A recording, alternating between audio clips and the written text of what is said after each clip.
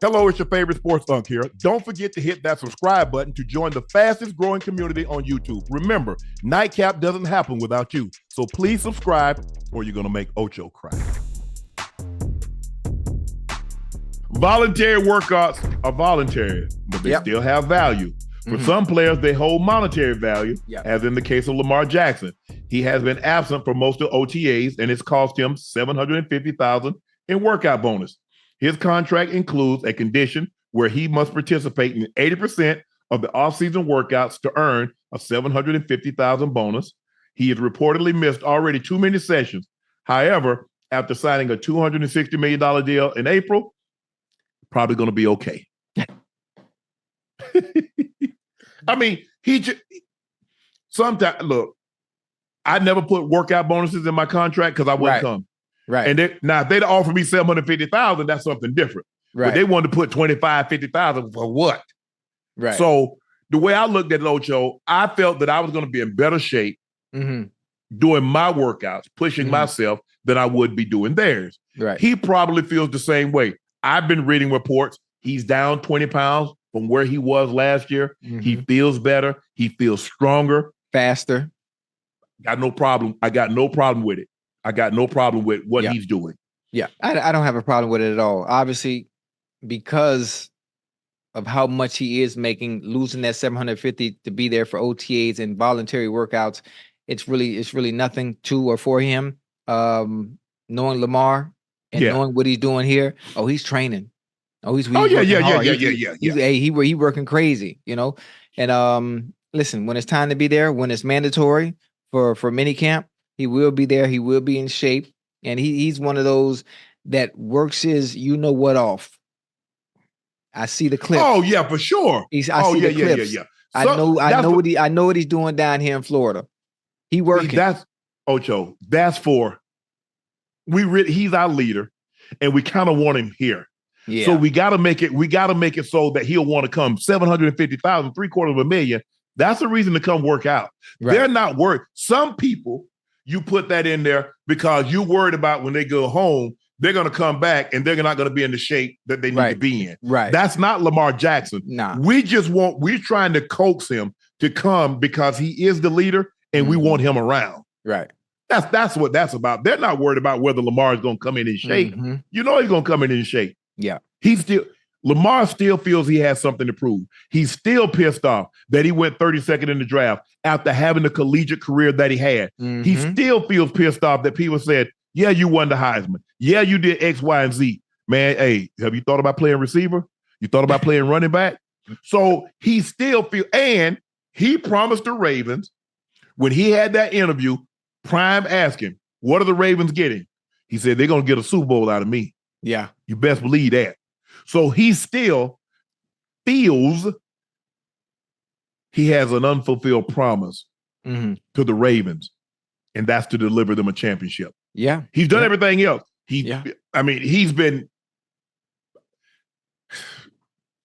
I don't believe they believed he was going to do this because if you did, you wouldn't have traded back into the last pick of the draft. You'd have took him when you'd have grabbed him a lot earlier. Yes, if you thought he was going to be what he's become.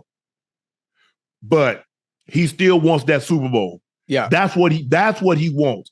And it's only one. It's one thing. As much as I love the Ravens players, I love the Ravens. I love Lamar. I love everything about Baltimore. The only difficult thing for them and him and that team wanting a Super Bowl is the AFC. It goes through Cincinnati, and that's it. That's the only. That's the only thing that's going to stop him from getting the Super Bowl, and that's Joe Burrow and the gang. And I say that with all due respect. Yeah. The Real Report, I see you right.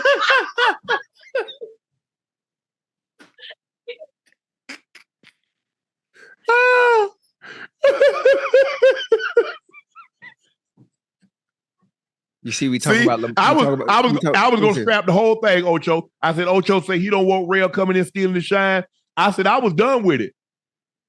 She coming in stealing. Come on, man. We talk about Lamar, and she talk. You told me she was gone. I didn't think she heard it. Somebody else must be watching, and they text her about some damn Real Report.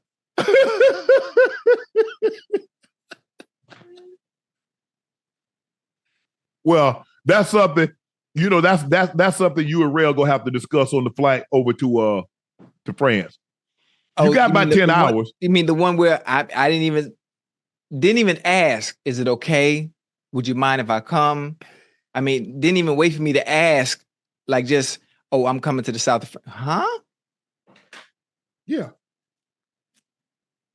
But it's cool.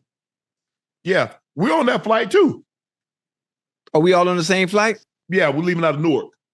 Okay, cool. I just gotta, I'm gonna be, boy, I got so much to do. What, before we leave? Yeah, I'm going from Vegas to Atlanta, to New Orleans, back to Atlanta, to New York, back to Atlanta, from Atlanta back to Jersey, back to France. Golly. Jesus. But hey, that's a lot. Yeah. That's a lot. See, Ocho, now you see why I get upset when people say, oh, you shortcut, or we know what you're doing to get where you are. You see what I just told you? Oh, yeah. Vegas to Atlanta, Atlanta to New Orleans, New Orleans back to Atlanta, right? Atlanta to New York, New York back to Atlanta, Atlanta to Jersey to catch a flight back to LA. Yeah, we're going from Jersey to France, France back to LA. What airline we on? It's private. We flying private? Huh? Mm-hmm. I don't know how I feel about that. Yeah, you feel good about it, Mom. I know how you feel about it. I know how you feel about it. Hey, I'm bringing my jacket. I'm bringing my jacket too, right? Shoot, you know, France is about fashion, so I'm gonna have this on. Yeah, well, but Ocho, that's the only way to get to where. Look, and I told you, I said, man, look, they're gonna have no choice, Ocho. Yeah, we're gonna be so good. We're gonna become so great.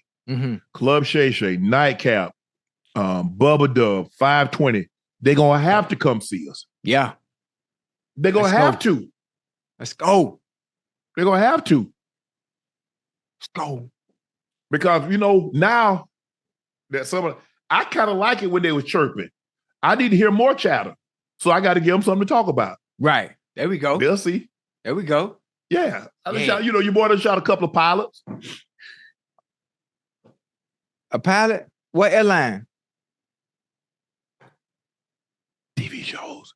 Oh, are we gonna be on TV? We're working. Hey, check this out, Ocho. Stop playing with us, boy. We gonna be on TV. What? Let's go. Yeah, let's go.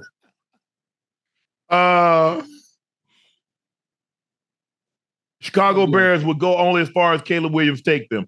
And the team is working. Oh, did I? Okay, my bad. Justin Fields says he does not plan on sitting all year. Let's take a listen to what Justin Fields had to say. Okay, let's hear him. I'm definitely, competing. I think, Russ knows that.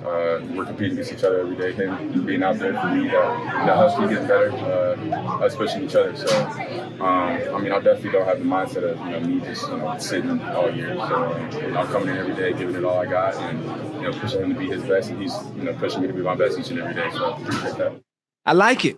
I like the attitude. What's he supposed to say? Yeah, I'm good sitting all year? Yeah. I like the attitude. I like he's saying all the right things. And again, listen, I love Justin Fields. I love Russell Wilson. This is Russell Wilson's job to lose. If things aren't going well, I'm not sure at what point Mike Tomlin will pull Russell Wilson. But if things aren't going the way they should go, then Justin Fields will get a chance to play. I don't think that will happen, knowing the Russell Wilson I know and the work that he's putting in and the situation that he is in with a Super Bowl caliber head coach like Mike Tomlin. I think things are going to be just fine. Russell Wilson will have a phenomenal season this year and go somewhere else and sign another deal. And Justin Fields will be the future quarterback of the Pittsburgh Steelers. And I think that's how it's going to go. And that's how it's going to play out.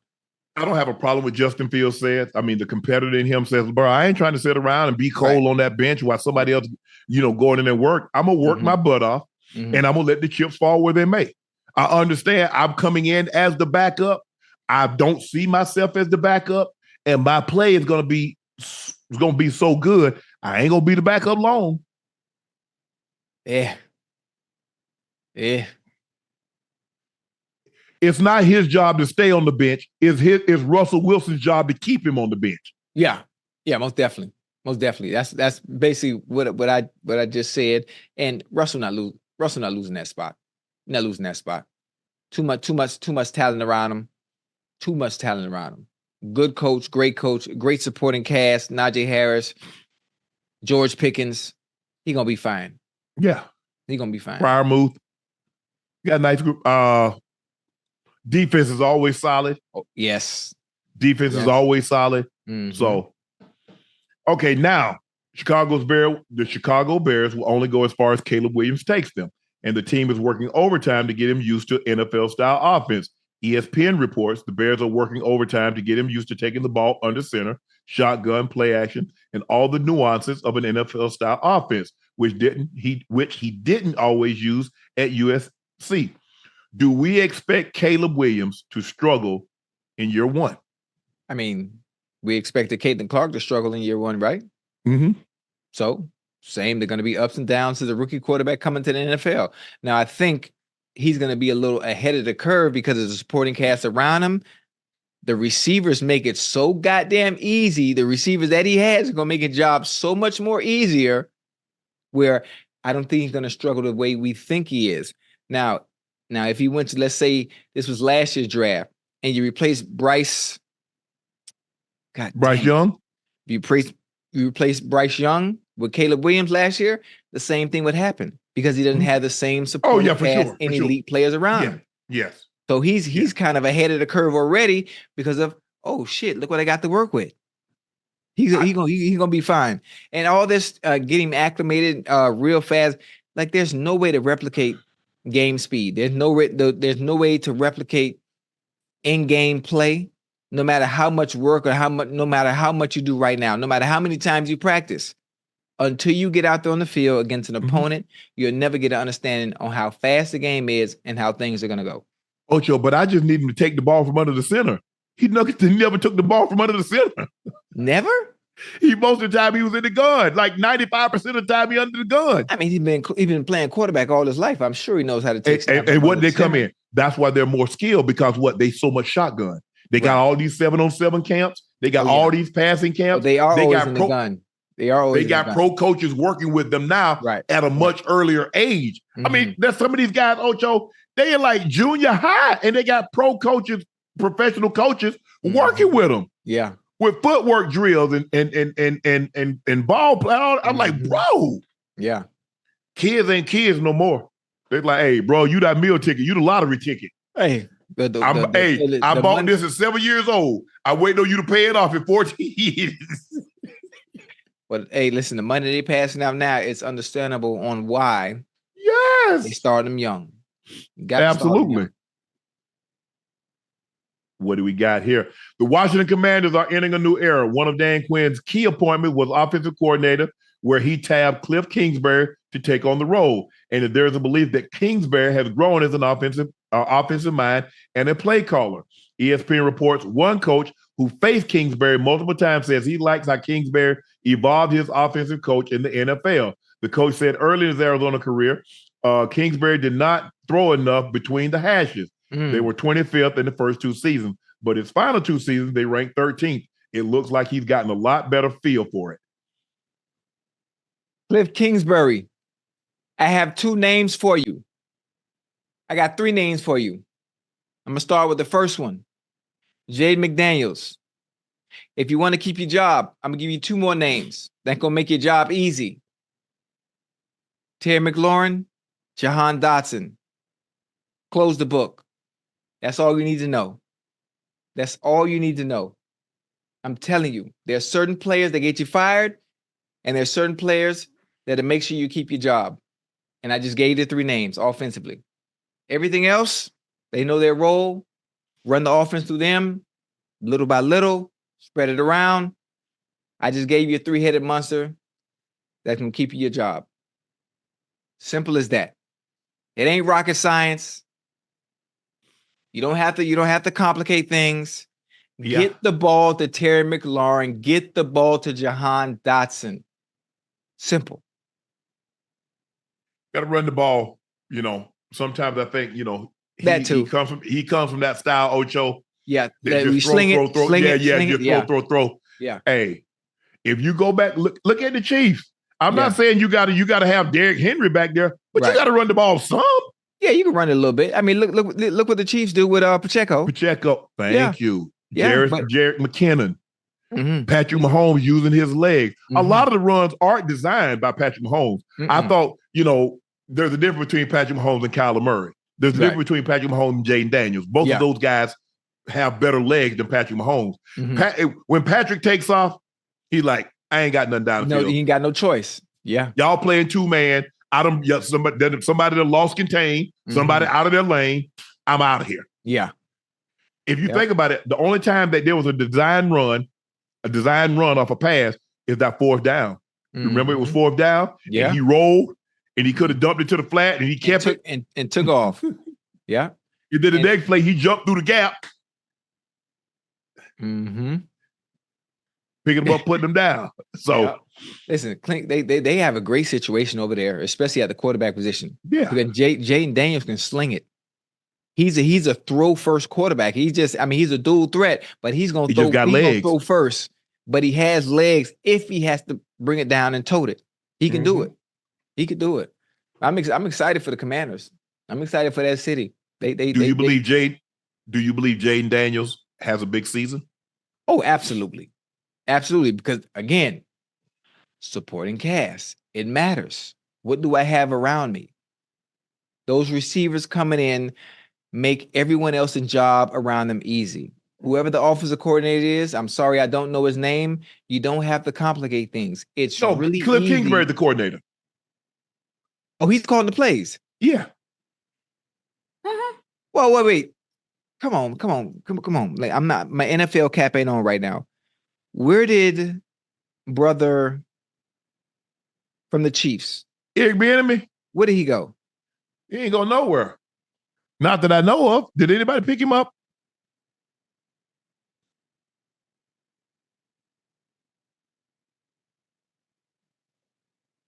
No.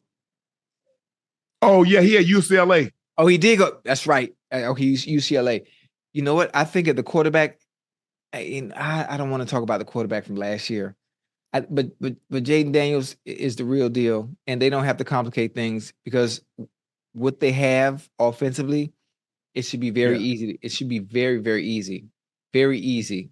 DQ is the head coach, Dan Quinn. He hired Cliff Kingsbury. That's right. Dan Quinn. Hey, that's one. Hey, them coaches, they gonna make sure they gonna make sure they have a job, boy. Yeah, that's what you're supposed to do. Hey, they gonna make sure I like that. Know your role, work hard. Look, Mike Shanahan. That. When Mike got a job, he took a lot of the people that he had in Denver. He took a lot of them to Washington. He had his son on his staff. Mm-hmm. Go back and look at that staff.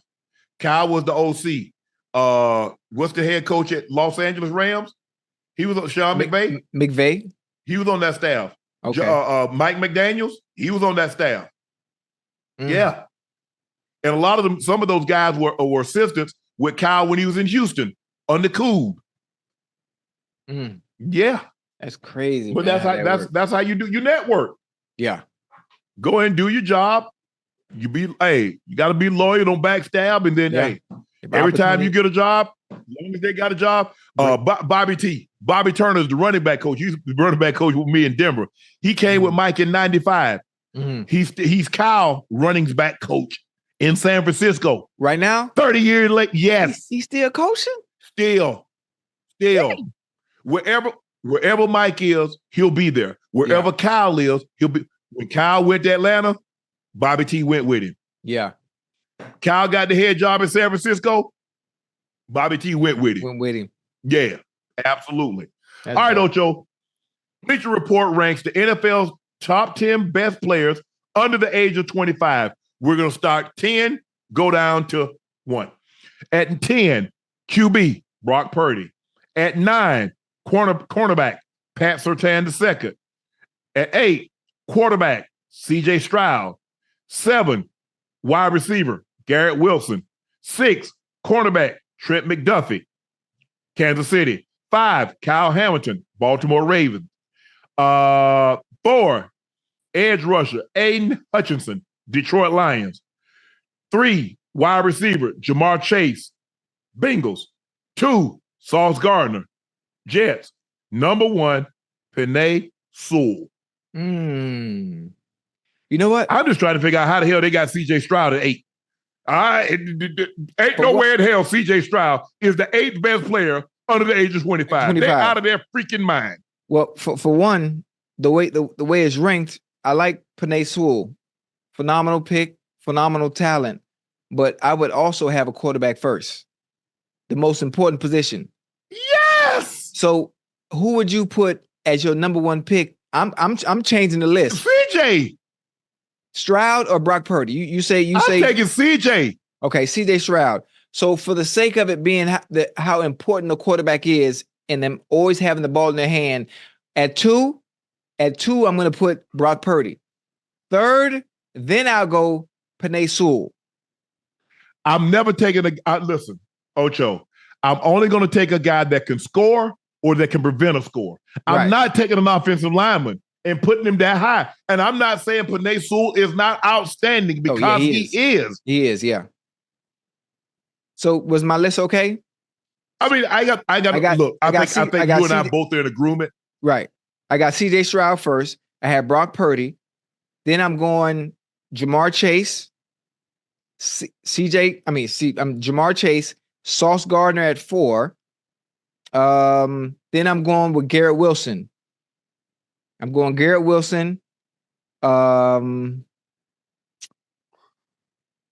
Surtain, Kyle Hamilton, Trent McDuffie, and so on and so on. And Penei will be up a little higher, even though he's great at what he does at his position, at the tackle position. I like the way I listed that better. Yeah, I just can't take a. So even if you take the best corner, right? You're not taking him over the best corner. You're not taking him over a Brady or Montana, right? Or Patrick Mahomes, right? No matter who the best defensive player is. I mean, now if you talk about an offensive lineman, because what we're doing, they put an offensive lineman one. Mm-hmm. What offensive lineman would you ever take over a quarterback in the history of the game? Right. And you know what? When I think about it too, and some people are probably going to say, "Why would you put CJ Stroud first? He had one historic season as a rookie, but can he do it again?" Right. I mean, way the cards are looking, he's going to do it again, especially with the addition of Diggs. Yes! I don't see. It's not going. No, I definitely don't see him taking a step ain't gonna back. be no sophomore I agree with flop. you. I agree with you, Ocho. I just don't see him taking a step back, considering what he has around him. Right. But with that being said, a quarterback can play the most important position, which is quarterback. We all believe that, but not be the best player. Right. Sometimes people think they need to be exclusive. Just because he played a quarterback, that means he's a great. No, it can still be an important position in him not be the best player. Mm-hmm. Tim Tebow played an important position, but he wasn't better than Von Miller. Right. He wasn't. And on that list, I'm looking at under 25. Bleacher Report ranks NFL's best players under 25. Justin Jefferson's not on this list, and he's 25. He's 24. Is he? Yeah. Yeah. Well, he definitely should have been on the list. For the sake of the argument, I'm just going to stick with the names that they have that they listed, and I like the way my list was as far as the 2 quarterbacks first, then Chase, then Sauce. Well, he's gonna be 25 in 10 days. So you said they should have put him on the list because right now he's under 25. Yeah. Man, I think what they're saying, Ocho, I think all of these guys, when the NFL season starts, they'll be under 25. I think that's how they did it. Okay. All right. I like it. I'm excited. Hey, I'm excited for Garrett Wilson, boy. I'm excited for Garrett Wilson. He nice. Trent McDuffie. Oh, the corner, yeah. He got his plate full. He's really good. Spags has Really? been getting them together, especially now that they let Brother Snead go to Tennessee. Mm-hmm. He gonna be nice. Kyle Hamilton is a real deal. He's a difference maker on that defense. Oh, yeah. He is a difference maker on that defense over there in Baltimore.